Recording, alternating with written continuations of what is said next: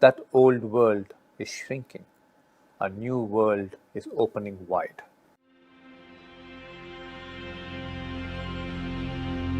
This is indeed a hard time for many young people, especially for those who must be graduating at this point in time and emerging into the market looking for jobs.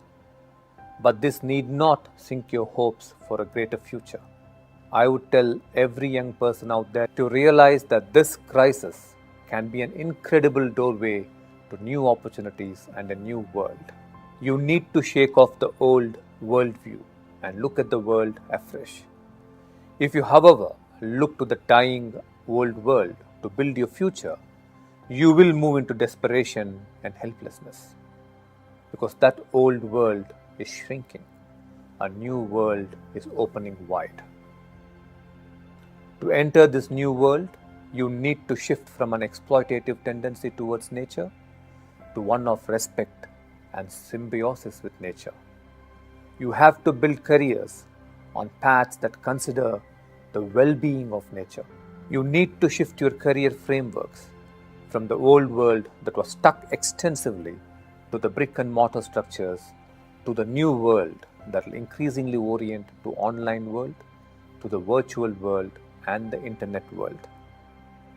You need to shift from following the old ways of conformity shown by your parents and society to the new ways that shine with creative potential.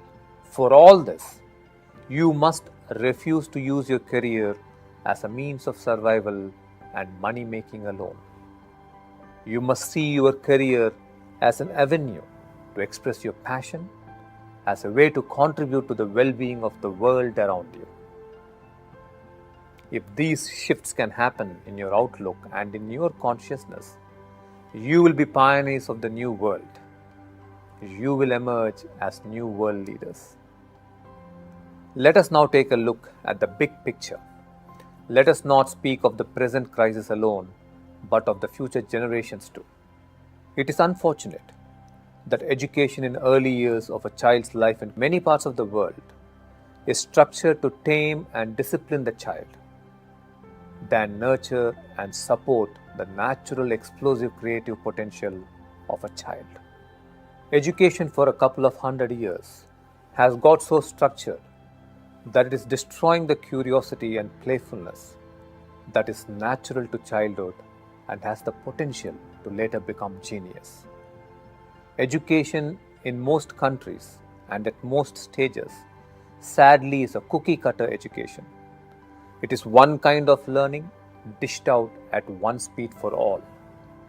But does not every student have their own rhythms of learning, their own unique creative potential that would flower at different stages of their life? Consequently, does not every student need support that is uniquely designed for their pace? Hopefully, in the emerging new world, education too will go through this much needed revolution and will focus not merely on equipping students to fit into jobs for survival, but will create fearless thinkers and passionate doers.